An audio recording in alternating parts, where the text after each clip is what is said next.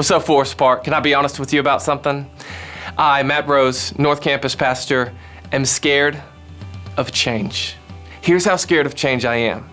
This is an iPhone 11, but before that was an iPhone X. The iPhone X was a radical adjustment to the way the iPhone had been done in the past. And I told myself, and I told my wife, and I told everybody, I said, I am saving all the money, however much it costs, and I'm gonna get the iPhone X. Well, once I had made that decision, they put out information that I was uncomfortable with. They said they are gonna remove the home button. Now, if you don't have an iPhone, you can also step up your game and get an iPhone one day. You don't have to, but if you have an iPhone, you recognize this home button had been there from the beginning of the iPhone. The home button's what you press to escape things, to step into things, and it's what we got used to. And they were removing it. Guys, I was stressing out about this phone. I know, first world problems, but I was stressing out. And I told myself in that moment, because I felt myself being resistant to a change. And I remembered that Apple had changed things in the past and I was okay with it. And so I said, I am going to embrace this change rather than try to escape it or move over to an Android. And so as I moved forward with that, I went and got the phone, I pulled it out, and I tested it without the home button. And within 10 minutes, I realized something, that this was a positive change. In fact, it was more intuitive than the home button ever was. And I think so often in our relationship with God and in our relationship with others, we are all scared of changes. We're scared of transitions. And rather than embracing those transitions, we try to escape them, avoid them, or just, radical adjustments in order to stay away from those changes. We even fight and argue because we're scared of those changes. I see it in the church all the time. Someone has a preference, and then someone tries to change it, and then we fight about it. And that's not what God's about. If you look in Isaiah, you say, behold, he says, behold. And he's talking to the Israelites at the time, but I think it rings true to us today if we look to Jesus, right? Behold, I'm doing a new thing.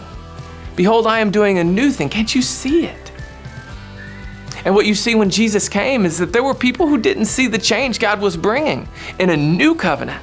One that's based on the person and work of Jesus Christ, his body and his blood, the resurrection from the dead. And right now, if you look at Romans 12, it says, do not be conformed to this world, but be, is that a change word? Transformed by the renewing of your mind.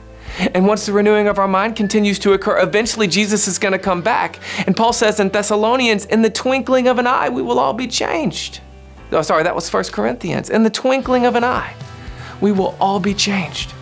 God is a God of change. He doesn't change, but he works differently in our viewpoint, in our perspective. It says, behold, his mercies are new.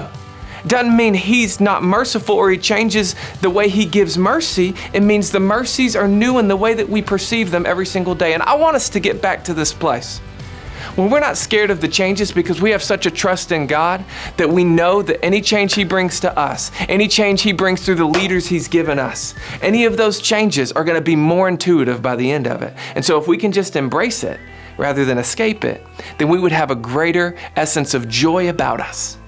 And so I want to encourage you today, and here's the advice I want to give you. Force it. Force yourself to make some changes.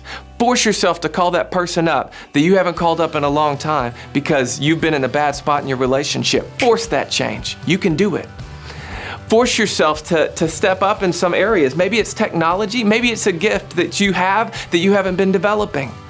Maybe you need to make a radical change in your lifestyle just so that you can see God in a deeper level. Because often my discipline in life helps me perceive God in a new light.